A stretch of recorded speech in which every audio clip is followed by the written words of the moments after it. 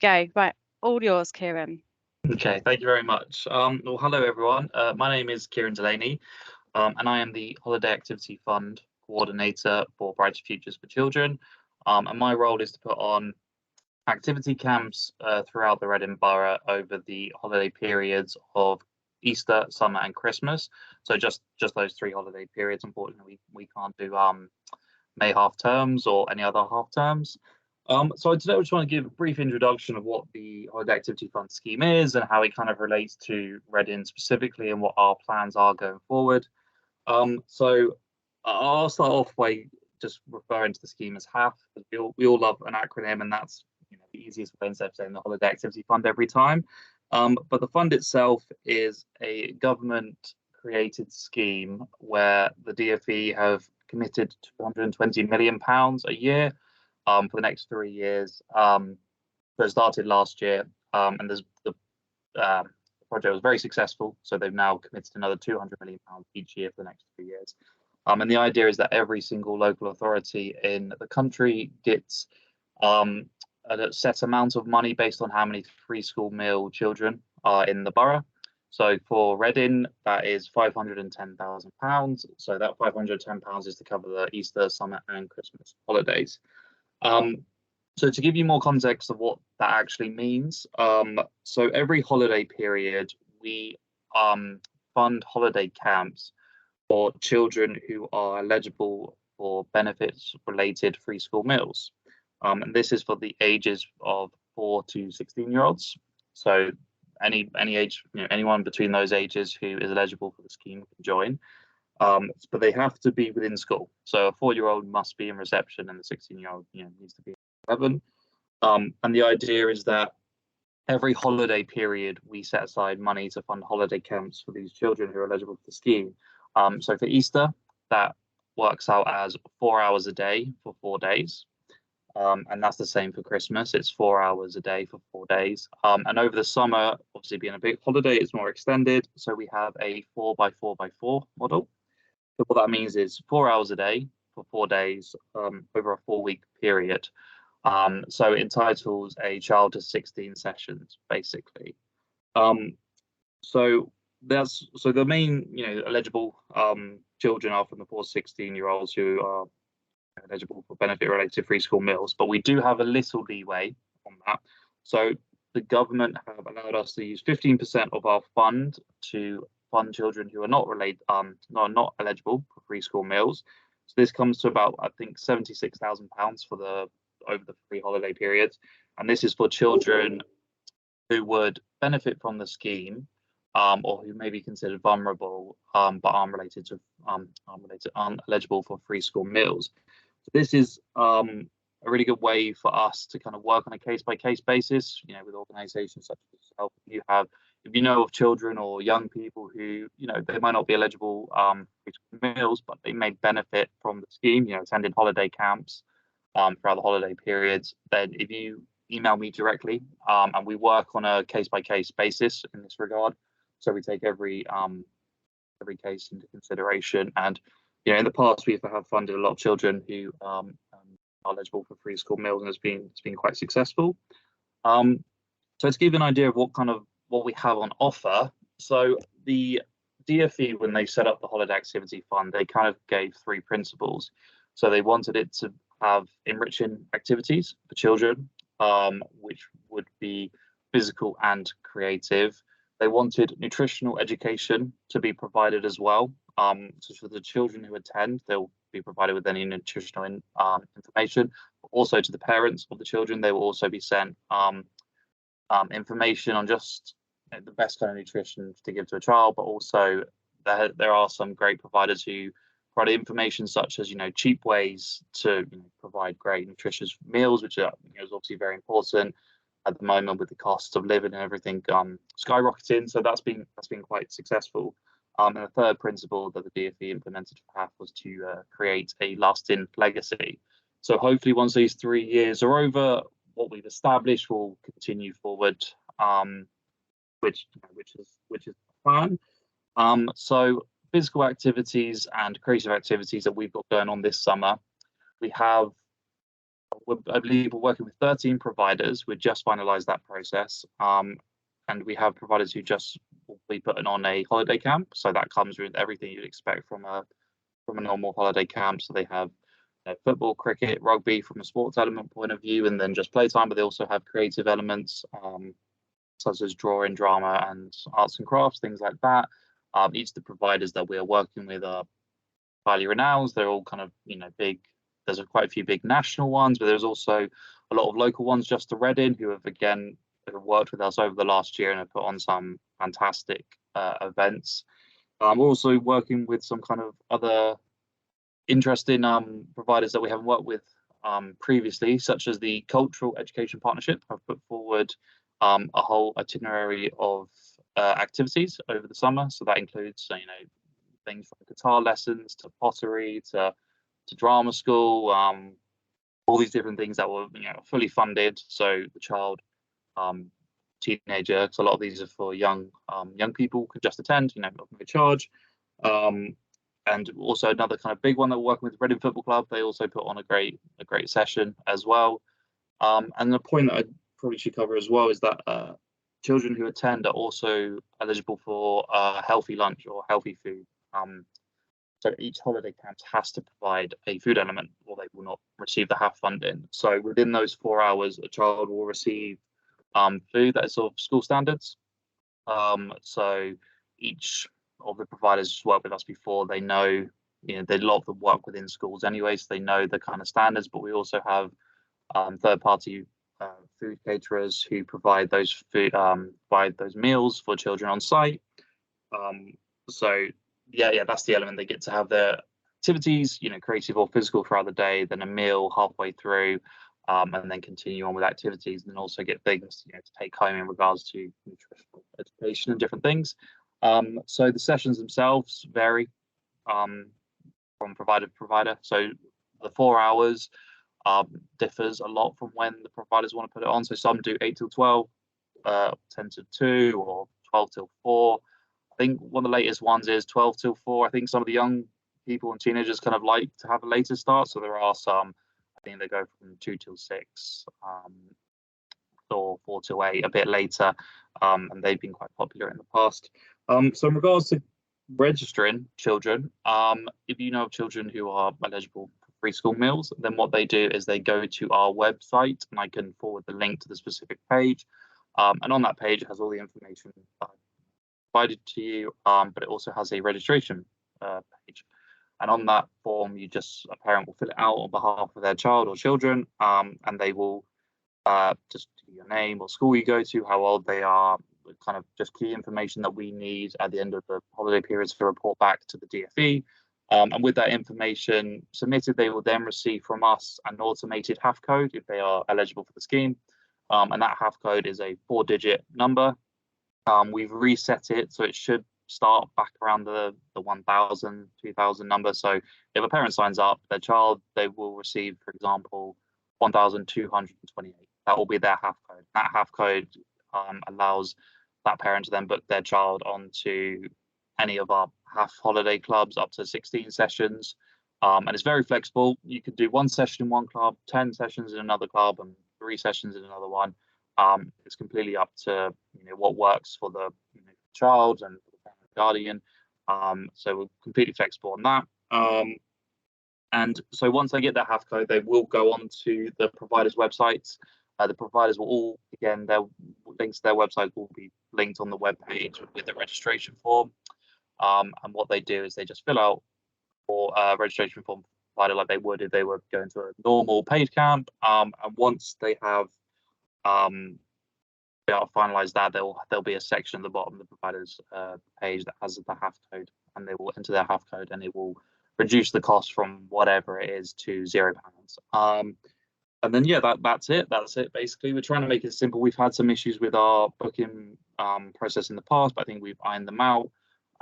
So it's basically as simple as get your HAF code, register with a provider, and then you just attend sessions. All the providers are fantastic. So once is registered with them, they'll get continuous comms and information about what's going to be on offer, where to go, where to pick up, and all those sort of things. And I'm quite happy that we've got a very extensive offer for the summer. We have the whole of Reading geographically covered, with different offers all around. I think every single section of north, south, and west has at least 2 or 3 holiday camps. Then scattered around are these kind of more one-off. For example, Reading Football Club being at the football stadium, and some other. We're working with New Directions College, who are kind of a bit more central, I believe, and they're putting on pottery and music classes, different things. Um, so I think that's kind of a brief overview of what HAF is. But I just wanted to say that I'm very open to communications. So if anyone has any questions, or they would like to put parents forward to myself, or they want to inquire about anything else, then please don't hesitate to email me. I'm more than happy to assist. Um, but yeah, I think that kind of covers it. Or I'm probably missed something, because HAF is very kind of extensive and there's lots going on. But overall, it's been quite successful over the last year. And to give just kind of, I think, to give context, last year we helped, for example, in the Easter, 200 children joined our HAF club last Easter, and this Easter we had 758. So you can kind of see there's being bigger uptake. Last summer we had about 1,050 join our camps. This year we're looking to obviously increase that more, and this is all completely funded. They don't have to pay any money towards this, and their child obviously gets a free place for the 4 hours over 16 sessions, gets a meal included. And if anyone knows of any providers, actually, as well, this is another point that you can put forward, providers who may be interested in offering sessions. And we will be starting the process for Christmas, just after the summer holidays end. And then we repeat this process every year.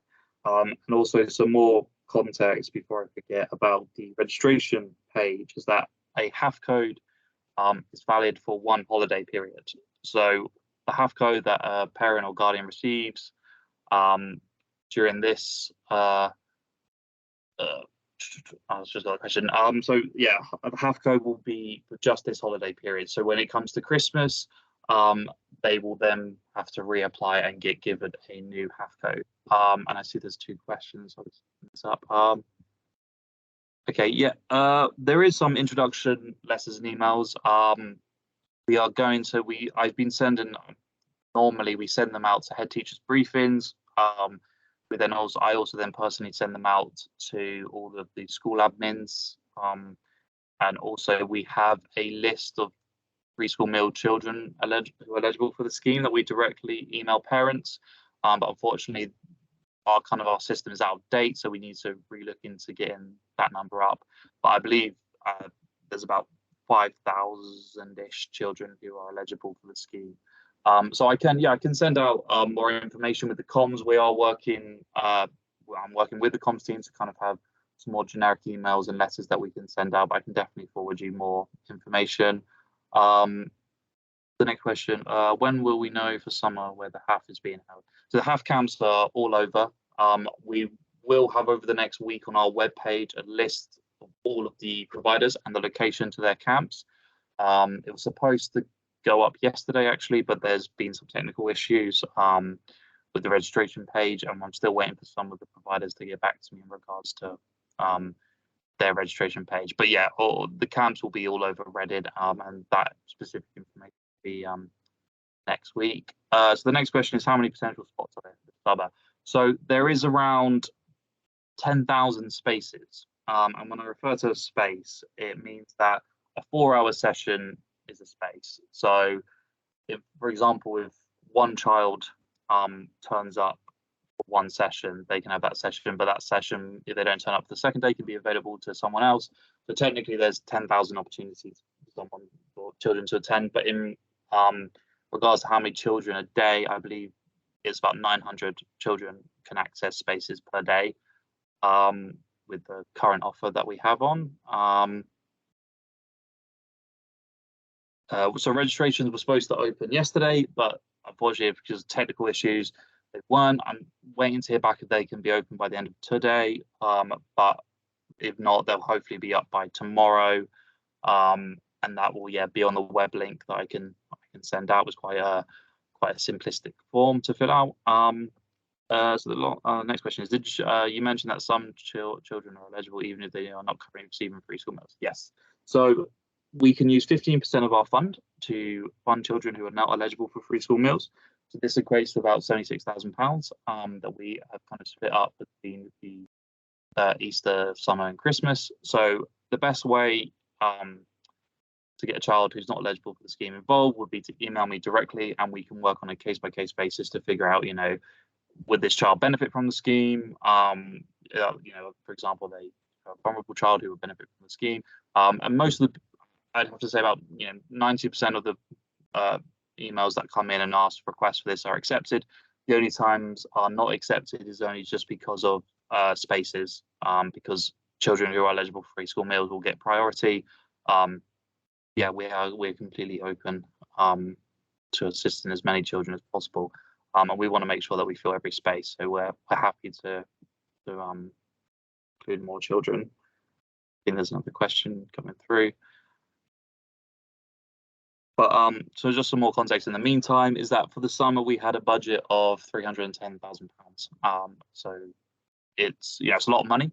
As you can imagine, filling up a lot of space is quite expensive. So it does equate to about 950 children per day who can attend our camps, which equated and then it gets to about 10,000 spaces. Do you have specific costs for children with special needs other than RFC at the Avenue? Yes. So this is, sorry, I should have also mentioned this. This is also part of the HAF scheme. So we will have some clubs. We have a provider called Make Sense Theatre who are going to be putting on some sessions. Reading Football Club, I've got a chat with them next week with our short breaks coordinator, because we have a camp with them for young people, but we're also going to think about having a separate camp as well for children with special needs, which they normally do anyway. They do every holiday period, but we're just trying to figure out the best way to fund that with enough money. And we're also, I believe there's another camp or two that also cater to that. So again, it should be next week. Everything should be up and loaded on the website. It's been quite a busy time since the Easter. We have tried to do it quite early, because last year we didn't have camps actually available until early July, so we only had a few weeks to register. But this time I've made sure to do it much earlier. So it only ended, I think, early last week. Providers got their confirmation emails. So we're still kind of ironing out the finer details, but hopefully everything will be up and running next week at some point. I will also be sending out lots of emails to parents, to the schools. But if you could also pass the message on, I'd really appreciate that, because HAF as a scheme is getting more and more recognition. Still not, still not kind of a household name yet, but we are getting more recognition. So if anyone can, pass on any information about HAF, I would really appreciate that.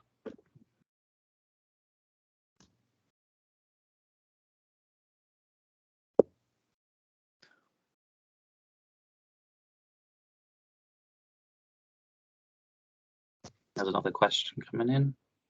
Just what? Oh, go on. Sorry. No, unfortunately not. So it's only for 4 weeks, because that's how much. That's the stipulation that the DfE gave us as the term and conditions, that it's only for 4 weeks. Unfortunately, we don't have the budget to extend it to 6 weeks, and I'm actually sure we're not allowed. But you never know. Things change all the time.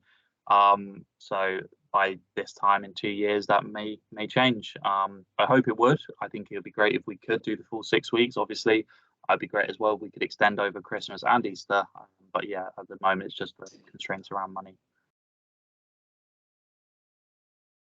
Just while Alistair's typing his next message, Kieran, we can certainly share links or contact details with you for the partners that we work with. So we work more with pastoral Senko family workers within schools, as opposed to admin. So it might kind of catch a lot more young people going in that direction. So if you would like us to share our contact list with you, then we can certainly put that in place as well. That would honestly, that would be so fantastic. It's really hard, because obviously, you know, HAF is a fantastic scheme. You know, it's offering free places to you know, different people, but unfortunately it's just very hard to get the word out there. So any of that kind of assistance would be Definitely. Unless there are any other questions, I'm mindful that we're running out of time. I think for those partners who have come in today from schools and nurseries, if you wanted to share your email, that would be great, because that can be the first port of call. I'm sure that Rob or Geraldine have got most of them, but if you want to pop it in the chat, then Kieran's got access to it as well. That would be wonderful. And please do share this information with your colleagues in your schools and in your partnerships as well, with those around you. We'll share this recording, Kieran, with all of our contacts, so they'll have access to that as well if they want to get some information about HAF, and hopefully spread the word that way too. So I'll just wait. I think if I shut the chat down, people won't be able to put their emails in, so we'll just wait for emails to come in. Yeah, as just the last thing, if anyone has any questions or queries that you think of once this meeting's over, please don't hesitate to ask. More than happy to help, and just trying to figure out the best way we can, you know, have for success. It might be helpful for you to pop your email as well, actually, Kieran, into the chat, because we didn't share yours with with partners that we invited. So can share that. Yes.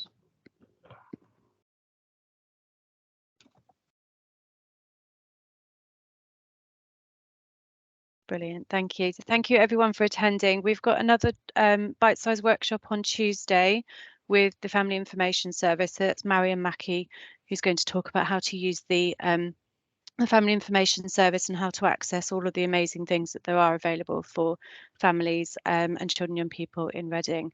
So I hope that we'll see you there, but please do let your colleagues and your partners know about what we're offering, and hopefully we'll see double the numbers next week. We do have 2 workshops in July as well, so if you haven't seen the flyer, we've got CSPA, so the Children's Single Point of Access, and we've got housing as well. So hopefully we will see you again soon. I'm going to see if I can work out how to stop recording. And I hope everyone has a good rest of your day. Thanks very much, Kieran. Well, thank you very much for having me. I really appreciate it. Kieran, thank you.